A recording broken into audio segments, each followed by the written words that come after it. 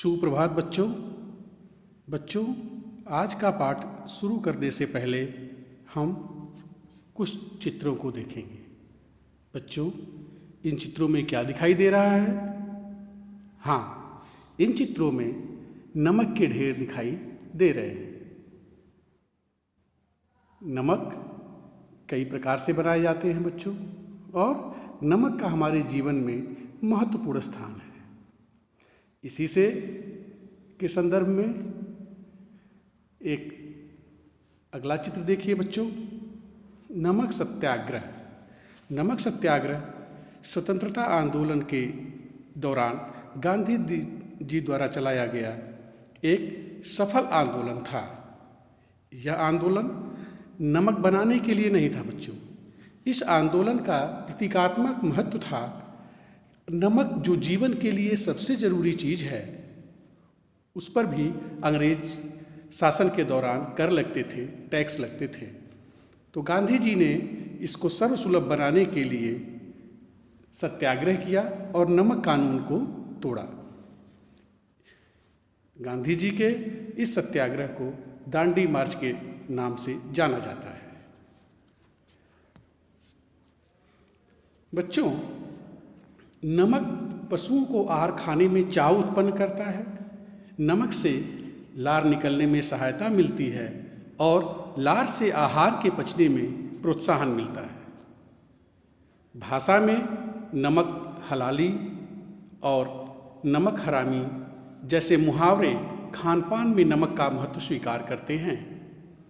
नमक के साथ सौंदर्य का अंतरंग संबंध सूरत के नमकीन होने जैसे प्रचलित मुहावरों से स्पष्ट हो जाता है।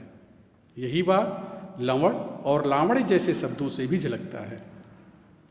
नमक का रासायनिक नाम सोडियम क्लोराइड है, जो हमारे मस्तिष्क में अति सूक्ष्म विद्युत प्रतिक्रियाओं को संचालित करता है। इसके अलावा हमारे शरीर में जल संचय संतुलन बनाए रखने में भी अहम भूमिका निभाता है। बच्चों, वैज्ञानिकों का मानना है कि धरती पर जीवन नमकीन जल वाले महासागर में ही प्रकट हुआ था। इसलिए हमारे जीवन का आधार नमक है। भारतीय स्वतंत्रता संग्राम में गांधी जी द्वारा चलाया गया नमक सत्याग्रह एक महत्वपूर्ण आंदोलन था, जिसे दांडी मार्च भी कहा जाता है। बच्चों, नमक हम में से हर किसी के जीवन का अभिन्न हिस्सा है। भारतीय नमक उद्योग ने पिछले 6 दशकों में तेजी से विकास किया है। आज़ादी के समय जहां हम नमक का आयात करते थे, अर्थात नमक का इंपोर्ट करते थे, वहीं आज 120 नमक उत्पादक देशों में से सालाना 2.4 करोड़ टन औसतन वार्षिक उत्पादन के साथ भारत तीसरे स्थान पर है। देश में नमक बनाने वाले कुल नमक का 70% समुद्री पानी और 28% भूमिगत समुद्री पानी से और शेष 2% झीलों के जल नमक की चट्टानों से बनता है। भारत में सेंधा नमक का एकमात्र स्रोत हिमाचल प्रदेश में स्थित मंडी है। बच्चों, जो हम लोग सफ़ेद नमक खाते हैं, उससे अच्छे गुण वाला होता है ये सेंधा नमक। देश के कुल नमक उत्पादन में गुजरात, तमिलनाडु और राजस्थान की 96% भागीदारी है। गुजरात कुल उत्पादन में 75%, तमिलनाडु 11% और राजस्थान 10% का योगदान करते हैं।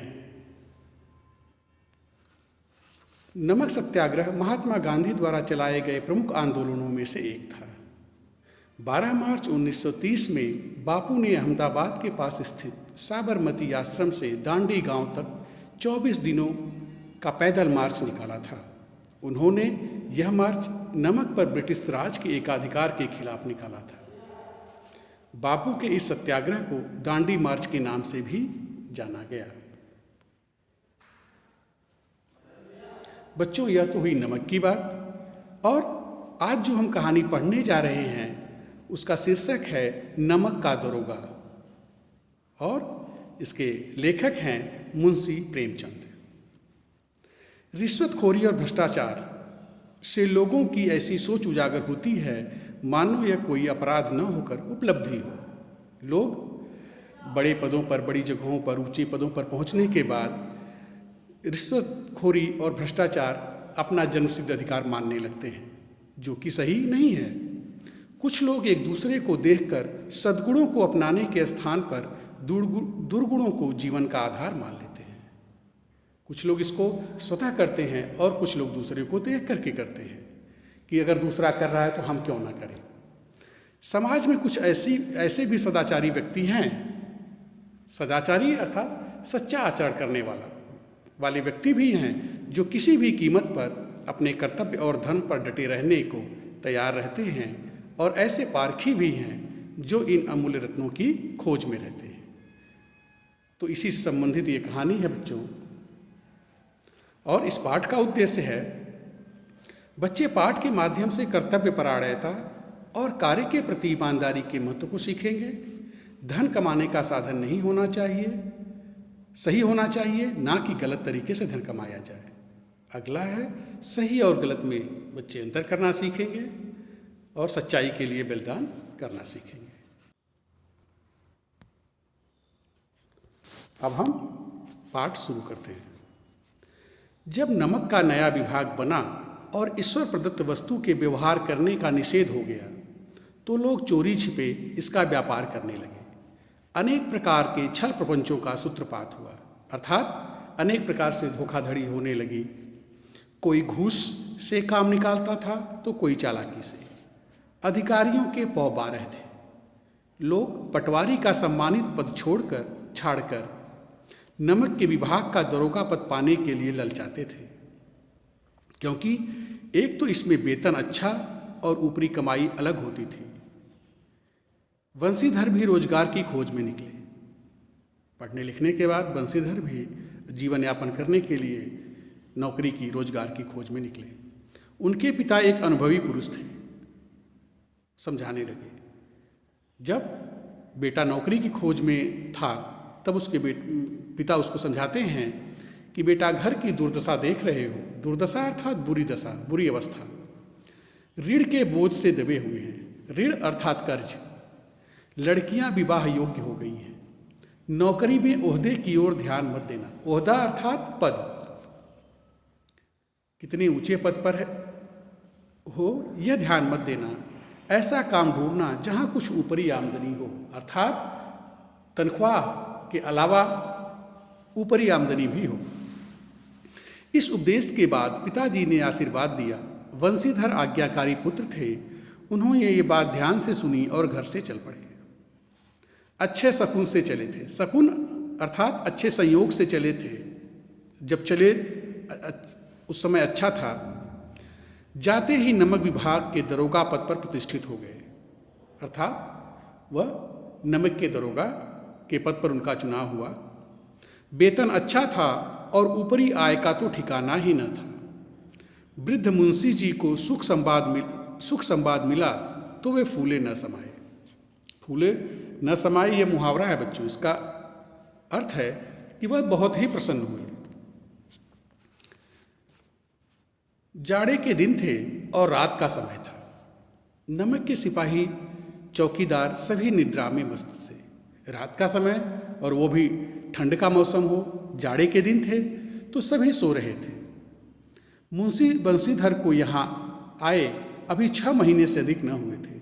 अर्थात मुंशी बंसीधर जिस जगह पे उनकी पोस्टिंग थी, जिस जगह पे उनकी नियुक्ति थी, वहाँ आए 6 महीने से अधिक नहीं हुए थे। लेकिन इस थोड़े से समय में ही उन्होंने अपनी कार्यकुशलता और उत्तम आचार से अफसरों को मोहित कर दिया था।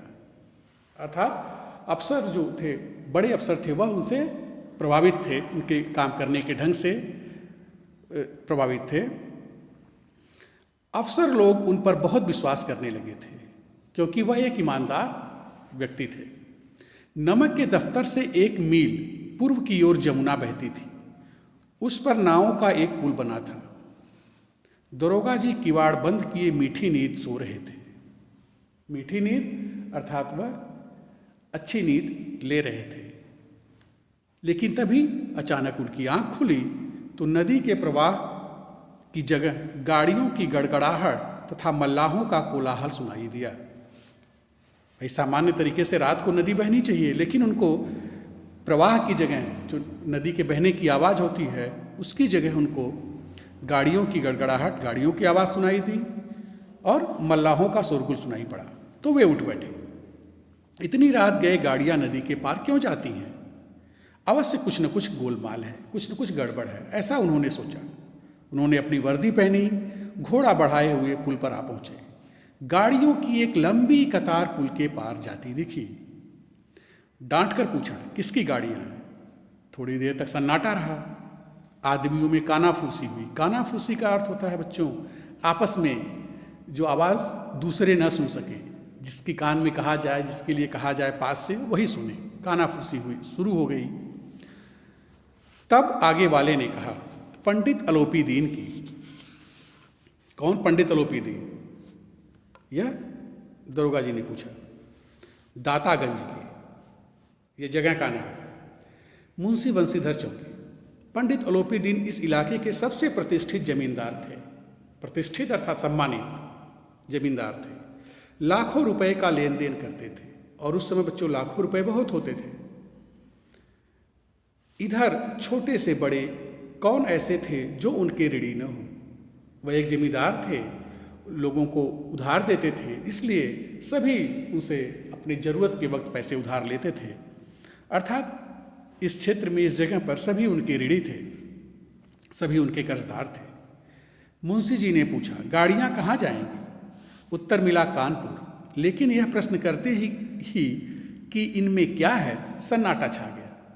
जब दरोगा जी ने पूछा कि गाड़ियों पर क्या लदा हुआ है, तो सबकी बोलती बंद हो गई। हर तरफ सन्नाटा छा गया। कोई जवाब देने को तैयार नहीं हुआ और ना जवाब दिया। इससे दरोगा साहब का संदेह और बढ़ गया। वे जोर से बोले, हम पूछते हैं इनमें क्या लदा है। जब इस बार भी कोई उत्तर न मिला, दोबारा पूछने पर भी जब उनको कोई उत्तर न मिला, तो स्वाभाविक सी बात है, वह उनका जो शक था, संदेह था, वो और गहरा हो गया। तो उन्होंने घोड़े को एक गाड़ी से सटाकर बोरे को टटोला। जो बोरे लदे हुए थे, बोरियां लदी हुई थी, उसको टटोला। भ्रम दूर हो गया। ये नमक के ढेले थे, उसमें नमक भरे हुए थे। पंडित अलोपी दीन अपने सजीले रथ पर सवार कुछ सोते कुछ जागते चले आते थे। अचानक कई घबराए हुए गाड़ीवानों ने जाकर जगाया और बोले, महाराज, दरोगा ने गाड़ियां रोक दी हैं और खाट पर खड़े आपको बुलाते हैं। उधर पंडित अलोपी दीन का रथ जो है, सुंदर सजा हुआ रथ था, और वह उस पर आराम से लेटे हुए थे, सो रहे थे, जाग रहे थे, कुछ जागते, अर्थात उनकी निद्रा गहरी नहीं थी, वो गहरी नींद में नहीं थे, और आराम से वो चले आ रहे थे। लेकिन तभी अचानक कुछ गाड़ीवान घबरा करके उनके पास गए, उनको जगाया और बोले, महाराज, दरोगा ने गाड़ियां रोक दी हैं और घाट पर खड़े आपको बुलाते हैं। पंडित अलोपी दीन का लक्ष्मी पर अखंड विश्वास था। लक्ष्मी पर अखंड विश्वास था का अर्थ है बच्चों कि उन्हें अपने पैसे पर बहुत घमंड था, पैसे का बहुत अहंकार था, और ये कहें कि उन्हें यह विश्वास था कि सब काम पैसे से हो सकता है। न्याय और नीति सब लक्ष्मी के ही खिलौने हैं। लेटे ही लेटे गर्व से बोले, चलो हम आते हैं। पंडित जी ने बड़ी निश्चिंतता से पान के बीड़े लगाकर खाए। पान के बीड़े अर्थात पान लगा करके खाए, जो उनके पास ही रखे थे। फिर दरोगा जी के पास आकर बोले, बाबूजी कहिए, हमसे ऐसा कौन सा अपराध हुआ कि गाड़ियाँ रोक दी गई? देखिए उनके कहने का ढंग, वह इतने बड़े व्यक्ति होने के बावजूद, सम्मानित व्यक्ति होने के बावजूद, लेकिन जो एक गलत काम करने का भाव उनके मन में था, उससे वह दरोगा से बड़े नम्र आवाज़ में बात किए और बोले, बाबूजी कहिए, हमसे ऐसा कौन सा अपराध हुआ कि गाड़ियाँ रोक दी गई?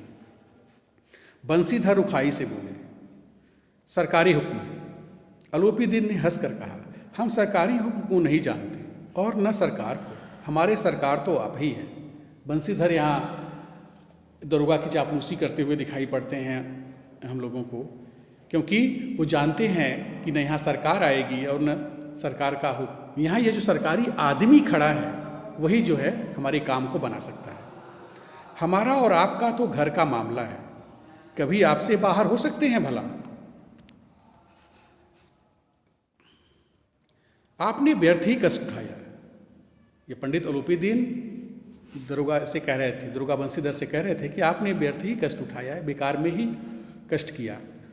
यह हो नहीं सकता कि इधर से जाएं और आपको भेंट न चढ़ाएं। भेंट न चढ़ाने का मतलब बच्चों, भेंट न चढ़ाने का मतलब है कि आपको उपहार जो कि घूस के तरह होता है वह न दिए जाएं आपको। मैं तो आपकी सेवा में स्वयं ही आ रहा था। बंसीधर पर इसका कुछ प्रभाव न पड़ा। ईमानदारी की नई उमंग थी, अभी उनको दरोगा हुए बहुत समय नहीं हुआ था और वह एक ईमानदार दरोगा थे, इसलिए ये शब्द का प्रयोग किया गया है कि ईमानदारी की नई उमंग थी। कड़क कर बोले, जोर आवाज़, तेज आवाज़ में बोले, हम उन नमक हरामों में से नहीं हैं जो कौड़ियों में अपना ईमान बेचते फिरते हैं। कौड़ियों में या बहुत सस्ते में अपना ईमान, अपनी ईमानदारी बेचते फिरते हैं। आप इस समय हिरासत में हैं, हिरासत में हैं अर्थात कैद में हैं। आपका कायदे के अनुसार चालान होगा, मुझे अधिक बातों की फुर्सत नहीं है। और फिर वह जमादार बदलू सिंह को पुकारते हैं, बुलाते हैं, तुम इन्हें हिरासत में ले लो, मैं हुक्म देता हूँ। पंडित अलोपी दीन स्तंभित हो गए। स्तंभित हो गए अर्थात चकित हो गए। गाड़ीवानों में हलचल मच गई और जितने गाड़ीवान थे सब में हलचल मच गई, सब बेचैन हो गए, क्योंकि इतने बड़े व्यक्ति को की गिरफ्तारी होना कोई सामान्य बात नहीं थी। पंडित जी के जीवन में कदाचित यह पहला ही अवसर था, कदाचित शायद ही यह पहला ही अवसर था कि ऐसी कठोर बातें सुननी पड़ी। बदलू सिंह आगे बढ़ा, पंडित जी ने धर्म को धन का ऐसा निरादर करते कभी न देखा था। यहाँ धर्म और धन की लड़ाई थी बच्चों। यहाँ एक ईमानदार दरोगा और एक गलत तरीके से गैर कानूनी काम करने वाले जमींदार की लड़ाई थी और अभी तक यहाँ धर्म की जीत हो रही थी और धन हार रहा था। विचार किया कि यह अभी नासमझ लड़का है, मोह माया के जाल में अभी नहीं पड़ा। बहुत दीन भाव से बोले, बहुत करुण भाव से बोले, बाबू साहब ऐसा न कीजिए, हम मिट जाएंगे। अलोपी दीन ने एक प्रकार से गिड़गिड़ा कर दरोगा बंसीधर से कहा कि ऐसा मत कीजिए, हम मिट जाएंगे, क्योंकि एक सम्मानित आदमी के लिए जेल जाना, गिरफ्तार होना यह कोई अच्छी बात नहीं है।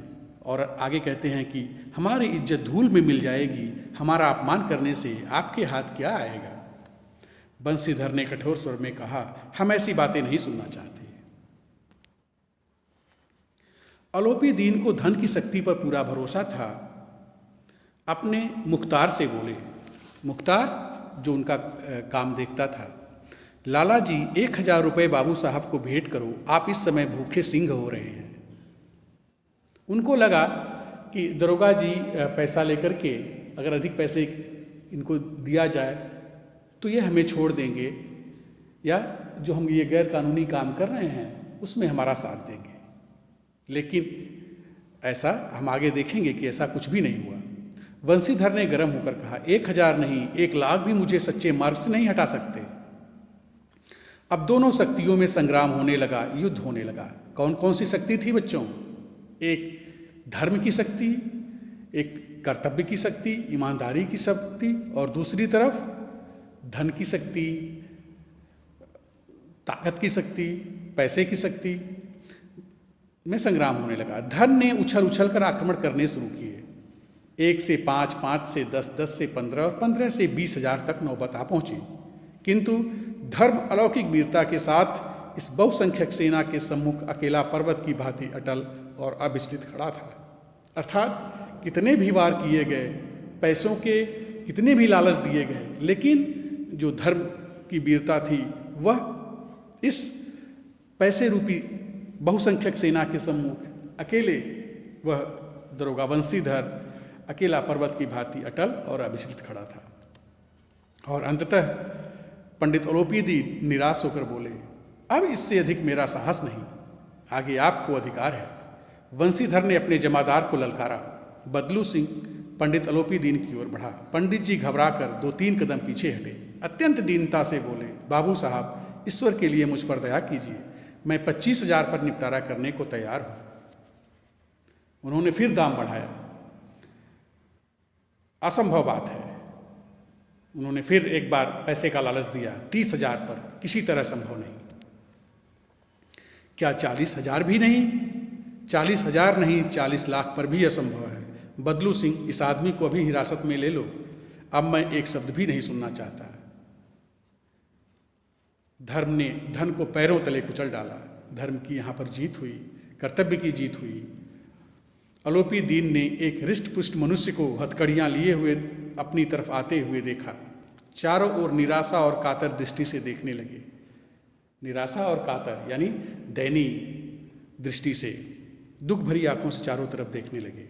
इसके बाद मूर्छित होकर गिर पड़े, क्योंकि एक सम्मानित आदमी के लिए उसका अपमान ही बहुत बड़ा चोट होता है। यह वह सह नहीं पाए और मूर्छित होकर के गिर पड़े। अब जिसे देखिए वही पंडित जी के व्यवहार पर टीका टिप्पणी कर रहा था, यानी उनको भला बुरा कह रहा था। निंदा की बौछारें हो रही थी, उनकी निंदा हो रही थी, उनकी बुराई हो रही थी। दूसरे दिन पंडित अलोपी दीन अभियुक्त होकर कांस्टेबलों के साथ, अपयुक्त यानी अपराधी होकर कांस्टेबलों के साथ हाथों में हथकड़ियाँ, हृदय में ग्लानि और क्षोभ भरे लज्जा से गर्दन झुकाए अदालत की तरफ चले तो सारे शहर में खलबली मच गई। सारे शहर के लोगों में हो हल्ला मच गया। कैसे इतना बड़ा व्यक्ति, इतना बड़ा जमींदार जो है, इसको ये गलत काम करता था और इसको जेल हुई। किंतु अदालत पहुंचने की देर थी। पंडित अलोपी दीन इस अगाध वन के सिंह थे, अर्थात वह अभी हार नहीं माने थे। और ये जो क्षेत्र था, न्यायालय, पुलिस, उसके वह सिंह थे, क्योंकि पैसे का राज हर जगह चलता था, यह ऐसा उनका मानना था। अधिकारी वर्ग उनका भक्त था, उनका सेवक, वकील, मुख्तार, उनके आज्ञापालक और अर्दली, चपरासी और चौकीदार तो उनके बिना मोल के गुलाम थे। यानी सब उनसे सहमते थे, सब उनसे डरते थे और किसी को हिम्मत नहीं थी जो उनकी बात को मना कर दे। उन्हें देखते ही लोग चारों तरफ से दौड़े। सभी लोग विस्मित हो रहे थे। विस्मित हो रहे थे अर्थात चकित हो रहे थे। इसलिए नहीं कि अलोपी दीन ने क्यों यह कर्म किया, उनका जो आश्चर्य था वह इसलिए नहीं था कि पंडित अलोपी दीन ने यह गलत काम क्यों किया, बल्कि इसलिए कि वे कानून के पंजे में कैसे आए। क्योंकि काम तो वो पहले भी यही करते थे, ऐसे ही करते थे, लेकिन अपने पैसों के धौस से, पैसों का लालच दे करके, पैसा दे करके वह बच जाते थे। लोगों की जो का आश्चर्य था उसका एक कारण यही था। प्रत्येक मनुष्य उनसे सहानुभूति प्रकट करता था। बड़ी तत्परता से इस आक्रमण को रोकने के लिए वकीलों की एक सेना तैयार की गई। कई वकील लगाए गए। न्याय के मैदान में धर्म और धन में युद्ध ठन गया, युद्ध शुरू हो गया। वंशीधर चुपचाप खड़े थे, क्योंकि उनके पास सत्य के सिवाय और कोई बल न था, न स्पष्ट भाषण के अतिरिक्त कोई शस्त्र। गवाह थे किंतु लोभ से डामाडोल। जो गवाह थे वह भी पंडित अलोपी दीन की से मिले हुए थे। यहाँ तक कि मुंशी जी को न्याय भी अपनी ओर से कुछ खिंचा हुआ दिख पड़ता था। वह न्याय का दरबार था, परंतु उसके कर्मचारियों पर पक्षपात का नशा चढ़ा हुआ था। किंतु पक्षपात और न्याय का क्या मेल? जहाँ पक्षपात होगा वहाँ न्याय नहीं होगा। न्याय तो वहीं होगा जहाँ निष्पक्ष होकर के जो न्यायालय है या जिस पर न्याय करने की जिम्मेदारी है वह न्याय करे। जहाँ पक्षपात हो वहाँ न्याय की कल्पना भी नहीं की जा सकती। मुकदमा शीघ्र ही समाप्त हो गया। डिप्टी मजिस्ट्रेट ने अपनी तजवीज़ में लिखा, पंडित अलोपी दीन के विरुद्ध दिए गए प्रमाण निर्मूल और भ्रमात्मक हैं, यानी इनमें कोई सच्चाई नहीं है और ये सिर्फ लोगों को भ्रमित करने वाले हैं, लोगों को संदेह में डालने वाले हैं। वे एक बड़े भारी व्यापारी हैं, वे थोड़े लाभ के लिए ऐसा काम नहीं करेंगे। यद्यपि नमक के दरोगा मुंशीधर का अधिक दोष नहीं, लेकिन यह बड़े खेद की बात है कि उनकी विचारहीनता के कारण एक भले मानुष को कष्ट झेलना पड़ा। देखिए बच्चों, यह फैसला था। आरोपी भले मानुष हो गए और जो गलत काम करने के लिए, रोकने के लिए जिसकी नियुक्ति हुई है, जो दरोगा है, जिसको कानून और व्यवस्था संभालने की जिम्मेदारी है, उसके ऊपर आरोप लगाया गया कि उसने एक भले मानुष को परेशान किया। हम प्रसन्न हैं कि वे अपने काम में सजग और सचेत रहते हैं, परंतु नमक हलाली ने उनके विवेक और बुद्धि को भ्रष्ट कर दिया। भविष्य में उन्हें होशियार रहना चाहिए। यह चेतावनी देकर के छोड़ दिया गया। पंडित अलौपीदीन मुस्कुराते हुए बाहर निकले। जब बंसीधर बाहर निकले तो चारों ओर से उनके ऊपर व्यंग बाणों की वर्षा होने लगी, अर्थात सभी उन पर व्यंग करने लगे। बंसीधर ने धन से बैर मोल लिया था, धन से दुश्मनी की थी, उसका मूल्य चुकाना अनिवार्य था। बड़ी कठिनाई से 1 सप्ताह बीता होगा कि मुअत्तिली का परवाना आ पहुंचा, अर्थात उनको टर्मिनेट कर दिया गया, उनको नौकरी से हटा दिया गया, कर्तव्य परायणता का दंड मिला। यह जो नौकरी से उनको हटा दिया गया, यह उनको अपना कर्तव्य सही तरीके से निभाने के लिए मिला हुआ दंड था बच्चों। हालांकि उनको मिलना चाहिए था पुरस्कार, लेकिन जो सामाजिक ताना बाना था उसमें अलौपीदीन ने उसको ऐसा बना दिया जिससे कि उन्हें पुरस्कार की जगह दंड मिला। बेचारे भग्न हृदय, टूटे हुए हृदय, शोक और खेद से व्यथित घर को चले, अपने घर को वापस आए। कुछ ही दिनों बाद जब मुंशी वंशीधर घर पहुंचे और बूढ़े पिताजी ने मुअत्तिली का समाचार सुना तो सिर पीट लिया। सिर पीट लिया अर्थात बहुत पछताए और बोले, चलते चलते इस लड़के को समझाया था लेकिन इसने एक न सुनी, अपनी मनमानी करता है, ईमानदार बनने चले, पढ़ना लिखना सब अकारत गया, अर्थात सब बेकार गया। उनका पिता भी उनका सहयोग नहीं करता या उसके विचारों से सहमत नहीं है। इस प्रकार 1 सप्ताह बीत गया। संध्या का समय था। बूढ़े मुंशी जी बैठे राम नाम की माला जप रहे थे। उसी समय उनके द्वार पर सजा हुआ रथ आकर रुका। कई नौकर कंधों पर लाठियां रखे साथ थे। बूढ़े मुंशी जी अगवानी को दौड़े, अगवानी अर्थात उनका स्वागत करने के लिए दौड़े। देखा तो पंडित अलौपीदीन है। झुककर दंडवत की, हमारा भाग्य उदय हुआ जो आपके चरण इस द्वार पर आए। आप हमारे पूज्य देवता हैं, आपको कौन सा मुंह दिखावें, क्या करें। लड़का अभागा कपूत है, कपूत बुरे पुत्र को कहते हैं, नहीं तो आपसे क्यों मुंह छिपाना पड़ता है। ईश्वर ने संतान चाहे रखे, अर्थात बिना पुत्र के रखे, लेकिन ऐसी संतान न दे। बंसीधर के पिता अपने पुत्र को ही भला बुरा कहते हैं और पंडित अलौपीदीन से माफ़ी मांगना चाहते हैं। पंडित अलौपीदीन ने कहा, नहीं भाई साहब, ऐसा न कहिए। बूढ़े मुंशी जी ने चकित होकर कहा, ऐसी संतान को और क्या कहूँ। अलौपीदीन ने वात्सल्यपूर्ण स्वर में कहा, कुल तिलक और पुरुषों की कीर्ति उज्ज्वल करने वाले संसार में ऐसे कितने धर्मपरायण मनुष्य हैं जो धर्म पर अपना सब कुछ अर्पण कर सकें। इन पंक्तियों को ध्यान से देखिए बच्चों।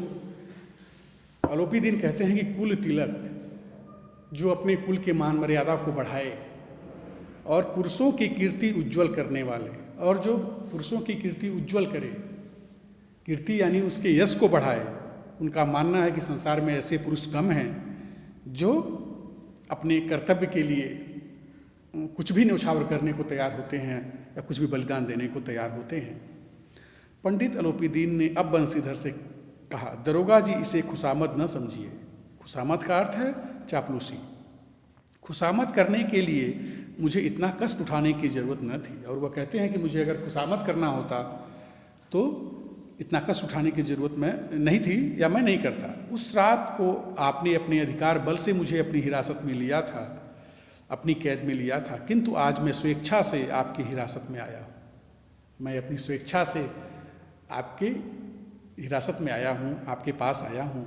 मैंने हजारों रईस अमीर देखे, बड़े व्यक्ति रईस और अमीर पैसे वाले देखे। हजारों उच्च पदाधिकारियों से काम पड़ा, जो बड़े बड़े पदाधिकारी थे उनसे भी हमारा काम पड़ा, किंतु मुझे परास्त किया तो आपने। मैंने सबको अपना और अपने धन का गुलाम बनाकर छोड़ दिया। मुझे आज्ञा दीजिए कि आपसे कुछ विनती करूं। नदी तट पर आपने मेरी प्रार्थना स्वीकार नहीं की थी, किंतु आज स्वीकार करनी पड़ेगी। नदी तट पर कौन सी प्रार्थना थी बच्चों, आपको याद है? नदी तट पर पंडित ओलोपीदीन ने पैसे लेकर के उनकी गाड़ियों को छोड़ने की प्रार्थना की थी, उसका आग्रह किया था, लेकिन उसको स्वीकार नहीं किया था। लेकिन कह रहे हैं कि आज आपको मेरी प्रार्थना स्वीकार करनी पड़ेगी।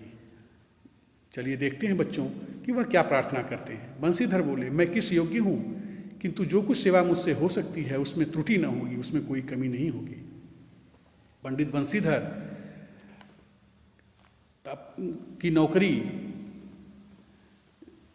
जाने का जो महत्वपूर्ण कारण थे वो थे पंडित ओलोपीदीन, लेकिन देखिए वह भी यहाँ उनसे नम्रता से और अच्छे से बात कर रहे हैं। बंसीधर बोले, मैं किस योग्य हूँ, किंतु जो कुछ सेवा मुझसे हो सकती है उसमें त्रुटि ना होगी। ओलोपीदीन ने एक स्टाम्प लगा हुआ एक पत्र निकाला और उसे बंसीधर के सामने रख कर बोले। स्टाम्प लगा हुआ बच्चों अर्थात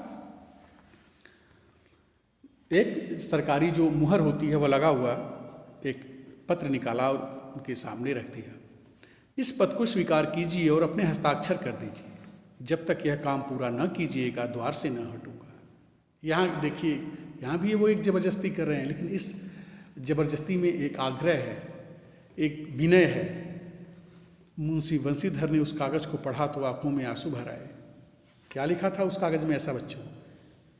पंडित ओलोपीदीन ने उनको अपनी सारी जायदाद का अस्थायी मैनेजर नियुक्त किया था। 6000 वार्षिक वेतन के अतिरिक्त रोजाना खर्च अलग, सवारी के लिए घोड़ा, रहने को बंगला, नौकर चाकर मुफ्त।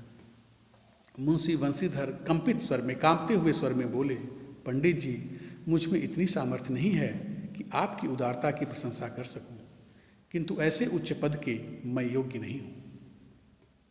बच्चों, पंडित ओलोपीदीन ने अपने जितनी भी उनकी संपत्ति थी उसका अस्थायी मैनेजर नियुक्त किया था बंसीधर को।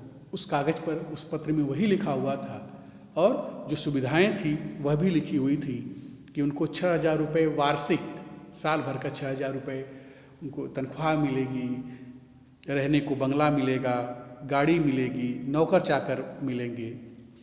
और यह सब सुन करके बंसीधर कांपते हुए स्वर में बोले कि मुझे में इतनी सामर्थ्य नहीं है कि मैं आपकी उदारता की प्रशंसा कर सकूं, किंतु ऐसे उच्च पद के योग्य मैं नहीं हूं। ओलोपीदीन हंसकर बोले, मुझे इस समय एक अयोग्य मनुष्य की ही जरूरत है।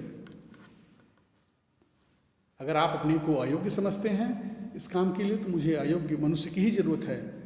लेकिन बंसीधर ने गंभीर भाव से कहा, यूँ तो मैं आपका दास हूँ, आप जैसे कीर्तिमान सज्जन पुरुष की सेवा करना मेरे लिए सौभाग्य की बात है, किंतु मुझ में न विद्या है, न बुद्धि, न वह स्वभाव जो इन त्रुटियों की पूर्ति कर देता है। देखिए बच्चों, कभी कभी लोग अपनी कमजोरी को, अपनी नाकामी को दूसरे तरीके से छिपा जाते हैं या छिपा लेते हैं, लेकिन बंसीधर साफ स्वीकार कर रहे हैं कि हमारे अंदर वह स्वभाव भी नहीं है कि जो इन त्रुटियों को, इन कमियों को पूरा कर दे। ऐसे कार्य के लिए तो एक अनुभवी मनुष्य की जरूरत होती है। ओलोपीदीन ने कलम निकाली और बंसीधर के हाथ में देकर बोले, न मुझे विद्वता की चाह है, न अनुभव की, न कार्यकुशलता की। इन गुणों का परिचय खूब पा चुका हूँ, यानी इन गुणों से मैं खूब परिचित हूँ। अब सौभाग्य और सुअवसर ने मुझे वह मोती दे दिया है जिसके सामने योग्यता और विद्वत्ता की चमक फीकी पड़ जाती है। यह कलम लीजिए, अधिक सोच विचार न कीजिए, हस्ताक्षर कर दीजिए। हस्ताक्षर करने का अर्थ ये था बच्चों, मतलब ये था कि कि बंसीधर को वह नौकरी स्वीकार है। और यही कहने के लिए पंडित ओलोपीदीन कह रहे थे, मेरी, और आगे कहते हैं, मेरी ईश्वर से यही प्रार्थना है कि आपको सदैव वही नदी के किनारे वाला उदंड, कठोर परंतु धर्मनिष्ठ दरोगा बनाए रखे, अर्थात अपने कर्तव्य के प्रति धर्मनिष्ठ हो, कर्तव्यनिष्ठ हो। बंसीधर की आंखें डबडबा गई, उनकी आंखों में आंसू आ गए। हृदय के संकुचित पात्र में, छोटे पात्र में, छोटे बर्तन में इतना एहसान न समा सका। एहसान बहुत बड़ा था, क्योंकि जो नौकरी से दूर होने का जो दुख था उसको एक ही झटके में पंडित ओलोपीदीन ने भर दिया था। एक बार फिर पंडित जी की ओर भक्ति और श्रद्धा की दृष्टि से देखा और कांपते हुए हाथ से मैनेजरी के कागज़ पर हस्ताक्षर कर दिए। अलोपी दीन ने प्रफुल्लित होकर उन्हें गले लगा लिया। तो हम देखते हैं बच्चों की किस प्रकार एक व्यक्ति अपनी ईमानदारी के बल पर वह जिसके साथ कह सकते हैं बुरा सलूक करता है, हालांकि उसका सलूक ठीक ही था, लेकिन समाज के नज़रिए से वह बुरा था, तभी तो उनकी नौकरी गई, उनको नौकरी से हटा दिया गया और पंडित अलोपी दीन को वहाँ से साफ सुथरा करार दे दिया गया। तो मुंशी प्रेमचंद की ये कहानी यहीं समाप्त होती है बच्चों। आगे मुंशी प्रेमचंद का जीवन परिचय। श्री धनपत राय श्रीवास्तव, जो हिंदी और उर्दू के लेखक प्रेमचंद के नाम से प्रसिद्ध हुए, इनका जन्म 31 जुलाई 1880 को वाराणसी के निकट लम्ही ग्राम में हुआ था। इनकी प्रारंभिक शिक्षा अरबी और फारसी में हुई। 1898 में मैट्रिक करने के बाद इन्होंने अध्यापन के क्षेत्र में प्रवेश किया। साथ ही घर पर रहकर बीए की परीक्षा उत्तीर्ण की। इनकी कुछ प्रसिद्ध रचनाएं प्रारंभ में उर्दू में नवाब राय के नाम से लिखी गईं और बाद में इनका हिंदी में अनुवाद हुआ। मुंशी जी को 1936 में लखनऊ में आयोजित सर्वप्रथम भारतीय साहित्य सम्मेलन का सभापति होने का गौरव प्राप्त है। ये अपने समय में हिंदी साहित्य के सबसे अधिक पढ़े जाने वाले और लोकप्रिय लेखक साबित हुए। गोदान, गमन, रंगभूमि, सेवा सदन, प्रेमाश्रम आदि इनके लोकप्रिय उपन्यास हैं। इनकी 300 से अधिक महत्वपूर्ण कहानियाँ मानसरोवर, जो कि 8 भागों में संकलित है, उनमें संग्रहित हैं। इनका निधन 8 अक्टूबर 1936 को हुआ था। अब कुछ कठिन शब्दों के अर्थ, पाठ में आए कठिन शब्दों के अर्थ देखते हैं बच्चों। आचार का अर्थ होता है व्यवहार। ऋणी का कर्जदार, मूर्छित बेहोश होना, स्वेच्छा अपनी इच्छा से, सूत्रपात कार्य का आरंभ होना, उदंड अक्खड़ निडर, निश्चिंतता बेफिक्री, स्तंभित हैरान, भ्रम का अर्थ संदेह, वात्सल्यपूर्ण प्रेम पूर्वक, व्यथित दुखी, ओहदा पद, तजबीज फैसला निर्णय, मुख्तार एजेंट, वकील से छोटा पद, प्रतिष्ठित पदासीन, किसी पद पर विराजमान होना, टीका टिप्पणी, गुण दोष आदि का विवेचन, ग्लानि, मानसिक शिथिलता, दुख, कपूत, बुरा पुत्र, प्रफुल्लित, प्रसन्न, हंसता हुआ, घूस, रिश्ता, मुअत्तिली, अस्थायी रूप से सेवानिवृत्त करना। अब बंसीधर की चारित्रिक विशेषताएं। वह एक ईमानदार व्यक्ति थे। बंसीधर एक ईमानदार दरोगा थे, इसलिए उन्होंने अलोपी दीन द्वारा दिए जा रहे रुपयों को नहीं लिया। वह कर्मठ थे। बंसीधर कर्मठ थे, इसलिए आधी रात को भी वह मुआयना करने के लिए पुल पर गए। कर्तव्यपरायण। बंसीधर अपने कर्तव्यपरायणता के गुण के कारण ही कानून का पालन करते हुए अलोपी दीन को अदालत तक ले गए। वह उत्तम विचार के मालिक थे। बंसीधर उच्च विचार रखते थे, इसलिए अंत में अलोपी दीन से विनम्रतापूर्वक बात की।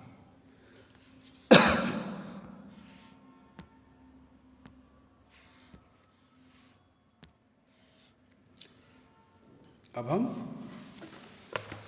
अभ्यास कार्य पर चर्चा करेंगे बच्चों। सोचिए और बताइए क्या पहला प्रश्न है, अलोपी दीन कैसे व्यक्ति थे? अलोपी दीन सज्जन और प्रतिष्ठित व्यक्ति का मुखौटा लगाए भ्रष्टाचार को बढ़ावा देने वाले व्यक्ति थे। अगला है, इस कहानी के सभी पात्रों में सबसे अच्छा पात्र आपको कौन सा लगा और क्यों? इस कहानी का सबसे अच्छा पात्र बंसीधर है, क्योंकि वह अलोपी दीन के रिश्वत देने पर भी पथ से भ्रष्ट नहीं होता है, अपने पथ से हटता नहीं है, अपने रास्ते से हटता नहीं है। लक्ष्मी पर अखंड विश्वास से क्या तात्पर्य है? लक्ष्मी पर अखंड विश्वास से तात्पर्य धन के बल पर किसी भी व्यक्ति से कोई भी कार्य कराने से है। अगला है बच्चों, महाराज, दरोगा ने गाड़ियां रोक दी हैं और घाट पर खड़े आपको बुलाते हैं। यह गाड़ीवानों ने पंडित अलोपी दीन से कहा। दूसरा है, 1000 नहीं 1 लाख भी मुझे सच्चे मार्ग से नहीं हटा सकते। बंसीधर ने अलोपी दीन से कहा।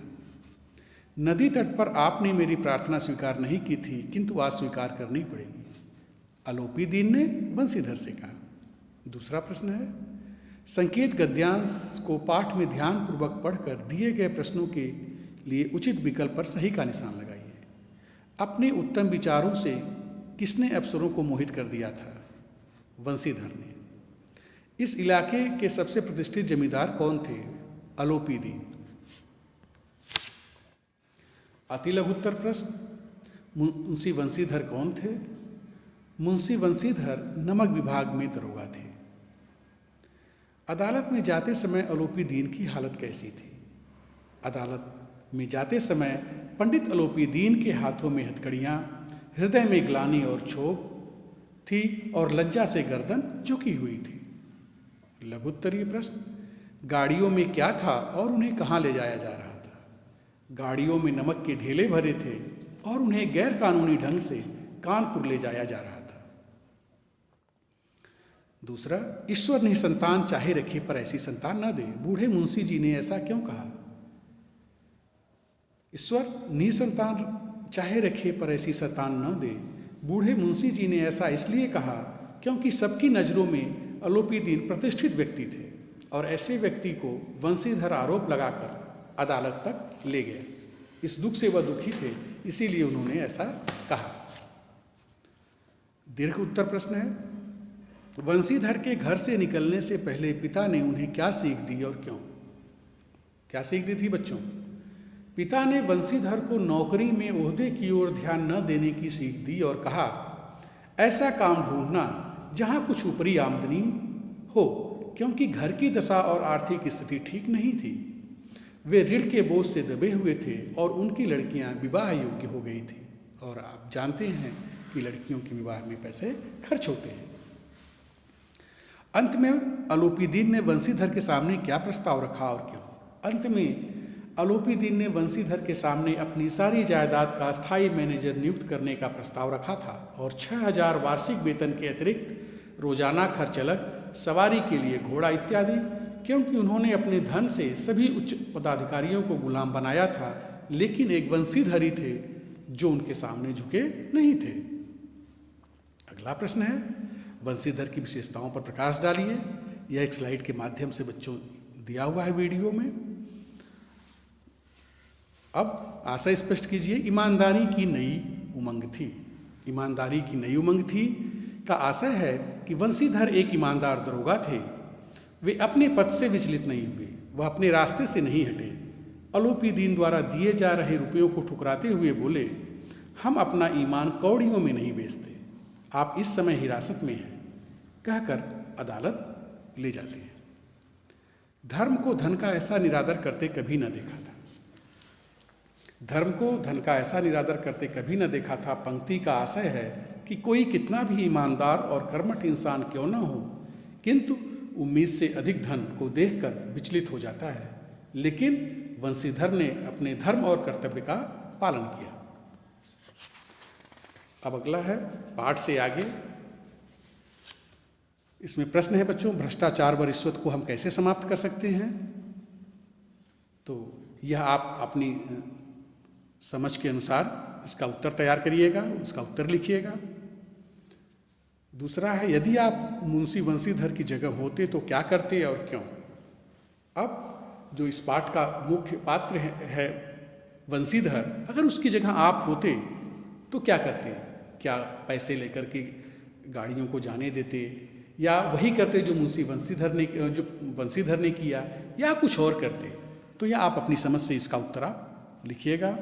आपको अपना कार्य कर्तव्यनिष्ठता से करने के लिए किन किन गुणों की जरूरत होगी, यह भी आप स्वयं से लिख सकते हैं बच्चों। लेकिन आपको ये जानना जरूरी है कि हमें अपना कार्य कर्तव्यनिष्ठता से करने के लिए ईमानदारी का होना बहुत जरूरी है, हमारे विचार उत्तम हों और हम कार्य करने में कुशल हों, कर्मठ हों। यह इन गुणों की जरूरत होगी। सारांश। नमक का दरोगा कहानी मुंशी प्रेमचंद द्वारा लिखित एक शिक्षाप्रद कहानी है। इस कहानी में वंशीधर एक आज्ञाकारी पुत्र थे। नौकरी की खोज में निकले ही थे कि नमक विभाग के दरोगा पद पर प्रतिष्ठित हो गए। उन्होंने अपनी कार्यकुशलता और उत्तम विचार आचार से अफसरों को खुश कर रखा था। एक दिन दरोगा जी सो रहे थे कि अचानक गाड़ियों की गड़गड़ाहट सुनकर आंख खुली और मौका मुआयना करने के लिए गए। वहाँ अलोपी दीन, जो इलाके के प्रतिष्ठित जमींदार थे, नमक की हेराफेरी करते पकड़े जाने पर बोले, ऐसा कैसे हो सकता है कि इधर से जाएं और आपको भेंट ना चढ़ाएं? बताइए कितना चढ़ाएं? 20,000, 30,000। बंसीधर अपने धर्म से हिले नहीं। हथकड़ियाँ लगाकर उन्हें गिरफ्तार कर लिया। जब अदालत की तरफ चले तो शहर में हलचल मच गई। लेकिन पूरा अधिकारी वर्ग अलोपी दीन के प्रति सहानुभूति रखता था। उन्हें सब निर्दोष साबित करने में जुट गए। बंसीधर के पास सत्य के सिवाय कुछ नहीं था। शीघ्र ही मुकदमा समाप्त हो गया। डिप्टी मजिस्ट्रेट ने सारे प्रमाण निराधार बताए। 1 सप्ताह के भीतर ही बंसीधर को घर लौटना पड़ा, अर्थात उनकी नौकरी छूट गई। उन्हें नौकरी से हटा दिया गया। उन्हें अपनी कर्तव्यपरायणता का दंड मिला। कुछ दिन बाद अलोपी दीन बंसीधर के घर पहुँचे। वह उसकी कर्तव्यपरायणता से बहुत खुश थे, इसलिए उन्हें अपनी जायदाद का स्थायी मैनेजर नियुक्त करना चाहते थे। बंसीधर की आंखें डबडबा गईं। उन्होंने इस प्रतिष्ठित पद को स्वीकार कर लिया। इस पाठ से हमें सीख मिलती है बच्चों कि सत्य की हमेशा जीत होती है। ईमानदारी कभी बेकार नहीं जाती। अपने स्वभाव में नम्रता रखनी चाहिए। अपनी समझ के अनुसार कार्य करना चाहिए, ना कि किसी के कहने पर। हमें अपने कर्तव्यों का पालन निष्ठापूर्वक करना चाहिए। और इससे संबंधित पाठ से संबंधित गृह कार्य है। नमक आंदोलन से संबंधित जानकारी इकट्ठा कीजिए।